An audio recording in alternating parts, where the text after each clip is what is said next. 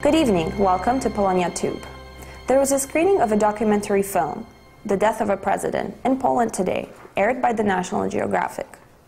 This film has caused controversies among Poles, both in Poland and abroad, including here in Canada. Our guest this evening is Mrs. Lidia Sokołowska-Cybert, a lawyer who has written a petition in response to this event. What was your motivation behind writing this petition? Good evening, thank you for inviting me. I was really very surprised and hurt by this prestigious society, well known for high standards, both in scientific and in film production terms. I am simply so surprised. I had to write to express my views, and I decided to write straight to the members of the Board of Trustees of the National Geographic Society. First of all, I wanted to make sure that they understand that this production, lacking both in principle and in factorial side of the presentation, is so much below the usual standards that we got accustomed from the National Geographic Society, that I am almost certain that most of those 21 distinguished people have not heard about that. I wanted to make sure that they understand that the logo of the National Geographic Society is used in this production, and they know how substandard this production is. I even compared it to late post-Stalinist propaganda productions ordered perhaps even by Vladimir Putin himself. Have you received any response from the National Geographic Society? None whatsoever, and it makes me even sadder. I hope that at a certain point our protests, coming not only from very courageous Polish engineers who contributed their knowledge and their time and effort to help out in discovering the truth behind this tragedy, they will be joined not only by lawyers but also by specialists from different walks of life, and especially doctors specializing in pathology, for example. We cannot stay calm. We cannot be impatient, but we have to act. This is what we should do. What legal issues do you see in the investigations conducted by the two technical commissions on whose findings this film was solely based? There are basically four huge problems from the legal point of view that I see both in Mach's works and in Miller's commission. First of all, both commissions act with a clear conflict of interest. Mach was led by Mrs. Anodina, and she is related to an owner of a company that was conducting the last renovation and works on this plane. And not only that, Mach as an institution, an agency, was also a certification agency that was certifying the technical status of this plane before the crash. With the Miller's Commission, Minister Miller, at the time of the crash, was responsible for overseeing the security of the Polish president who died in this crash. In no Western country, those people and those institutions could be perceived as appropriately positioned to lead this investigation. The second huge legal objection that I have is the completely substandard way of conducting investigations. First of all, the whole crash site was never properly secured. Even on the day of the crash, Russian services were found to be picking up parts of the wreckage and displacing it. We know that huge machinery was used only days after the crash to completely level the whole site. We know that the trees, bushes were cut down to the ground. And if anybody had any recollection of what the site looked like before the crash and after the crash, would never recognize this place today. So this is the second thing. And not only that, all those tests quite routinely conducted in cases like that, it's enough to compare with Lockerbie, that led to reconstruction of the wreckage, was never attempted. We have documented facts, very disturbing facts, of damaging wreckage purposefully days after the crash. We know that the wreckage was washed completely clean quite recently, before any Polish services were allowed to even conduct serious talks about getting this wreckage back to Poland. We've heard about some tests, completely basic tests, conducted only in fall last year. There were tests done, very basic tests, that were purposefully conducted to find out whether there are any traces of explosives. How many months have passed since the crash? Is it normal to have those tests done only then? And there is also a story behind those tests, and this is a story for another occasion. So that's the second huge problem. And the third one is the way that the bodies of all victims were treated.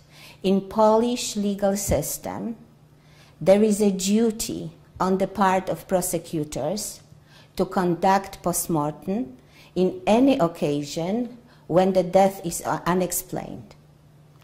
And there was none, despite public assurances given by public officials, namely the former Minister of Health, Mrs. Kopacz, and who now is even the Speaker of the lower parliamentary body. So we know from exhumation conducted only recently, after months and months of families asking official Polish bodies responsible for conducting those postmortems that never were done, that during the whole procedures after the crash, bodies were swapped, were treated in a despicable way. And the huge outcry was met with complete indifference from the Polish government. And even when one family asked for a world-renowned expert in pathology to be present during this exhumation, the Polish government officials refused. I asked why.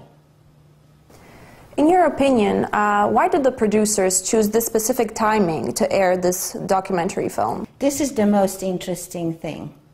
I am asking in my letter for an explanation because I really don't know.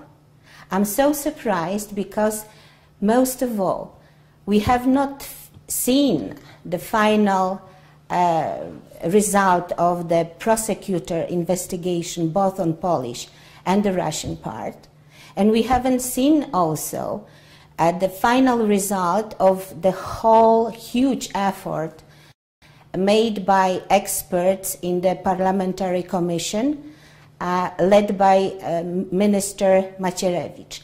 So, in fact, we don't know what happened. Are there any legal measures that the families of the victims of this tragedy could take towards the National Geographic Society? Certainly there are.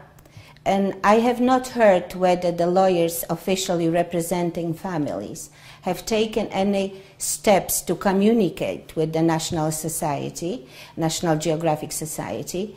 But if I were to advise them, I think that simple communication might be enough at this stage. If it is not successful, I think that there are very strong bases for legal actions, and we should not stay without the response. It cannot be left like that.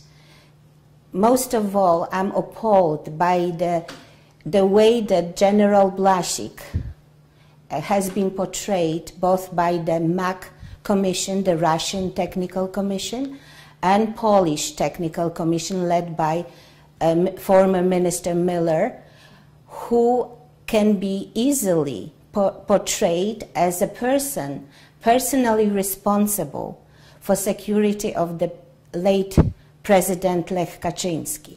So I cannot help but notice the conflict of interest in workings of this commission.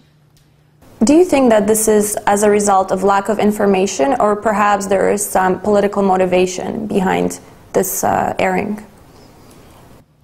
As I said, I really cannot understand that.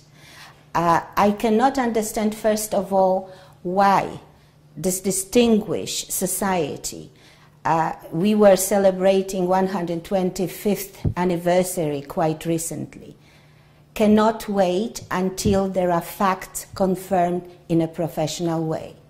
Why, the second point, they have not communicated with the parliamentary commission I mentioned, with the Minister Macierewicz himself, with the distinguished experts helping this commission and raising serious doubts about quality of work of both Russian and Polish technical commissions.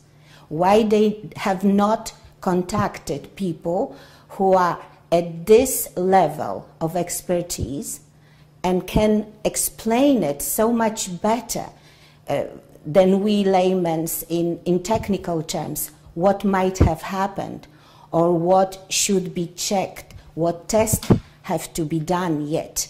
As far as I know, no reliable, necessary, standard tests have been done by the Polish side, except for some tests done only almost 2 years after the crash, without certainty of having the whole picture in place. Are you aware of any examples, perhaps geared towards other ethnic societies, that the National Geographic Society might have disregarded certain facts or not have taken into account certain people's opinions? That is another very good point.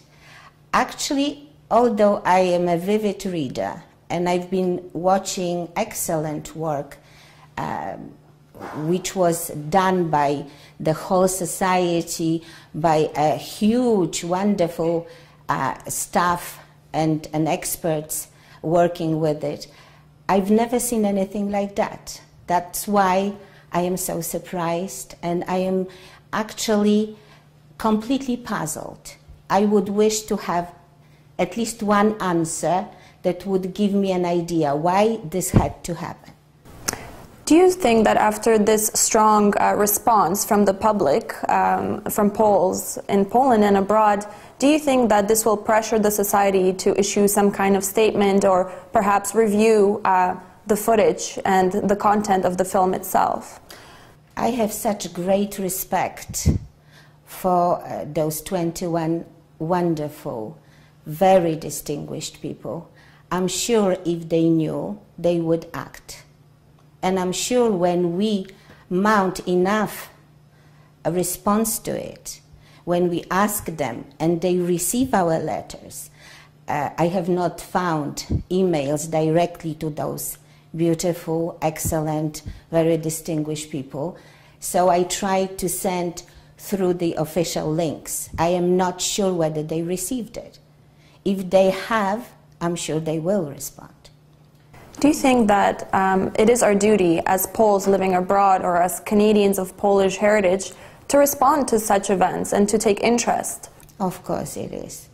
If we stay without helping each other, if we wait until another tragic occurrence will happen in future, until we finally understand that by doing nothing, we are a part of this system. We support it, actually. We are not staying aloof. We are an active part of the system that allows for things like that to happen. Thank you.